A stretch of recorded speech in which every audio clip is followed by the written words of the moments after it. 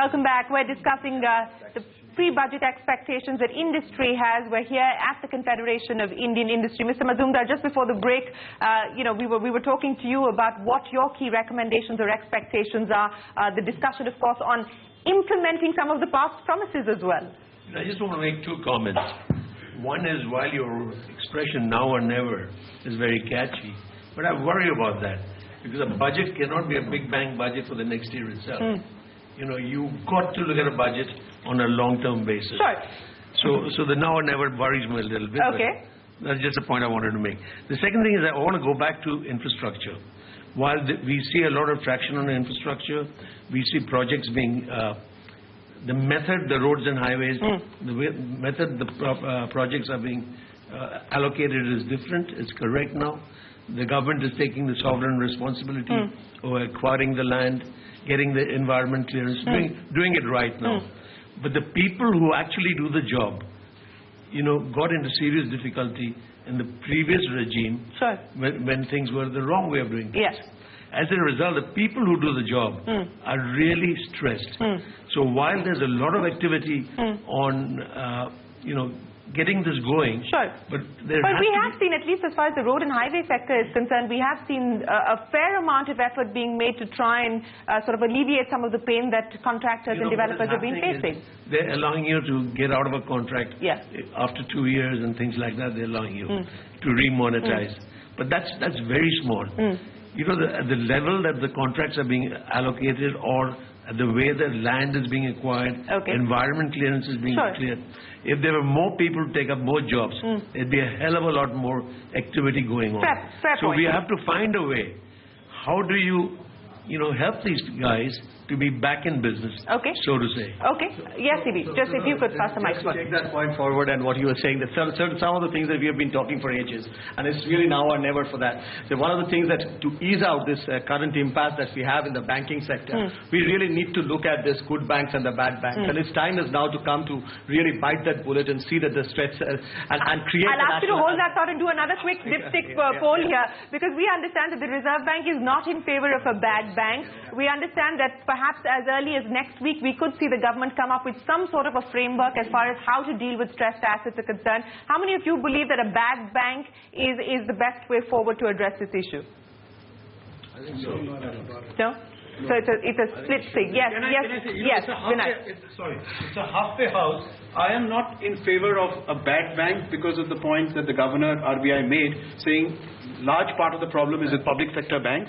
Government is the owner of the public sector banks. Government is again going to be the owner of a new bad bank. It doesn't kind of gel together. But what I think is required is we require a huge focus on an asset reconstruction initiative. You call it a fund, you call it something else. Which is what they're looking at, perhaps the under the NIIF. But I am expecting in the budget a very major push, because a bad bank, good bank is not going to be announced maybe in the budget until this whole, controversy settled between economic thinkers. But a very big push towards removing stalled projects and cleaning up this debt, overburdened debt of companies in the construction and infra and other businesses.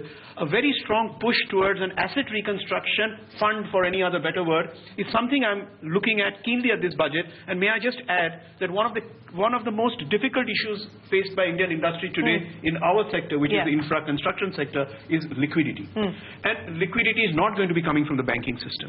So what is it that the FM is going to do to unlock liquidity in a situation where banks are strained and they're going to be very, very diffident about it? So there is an estimate that about 100,000 crores are stuck in unpaid bills. Some in dispute, some in claims, some in settlements, and some because of pure lethargy.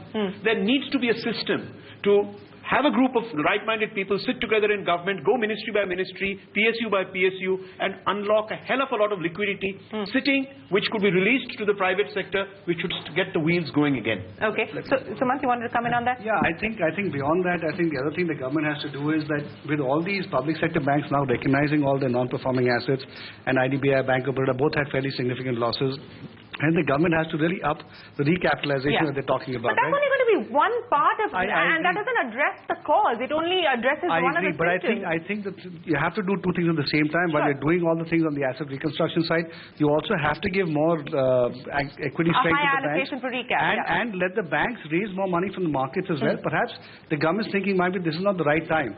But there is no right time or wrong time. I think the banks need funding right now. The other question is, I think maybe this is the right time for the government to say, why should they even stick to a 51% ownership level? If you really want to do something fundamentally different, then maybe this is the time to again bring back the issue of reducing ownership of the government. And that could actually be a path-breaking reform. And let the good banks swim and the bad banks actually get taken over by other banks. Okay. Anshuman? Yes. This point on ARCs. ARCs have not really been successful in India, and we really need to strengthen that.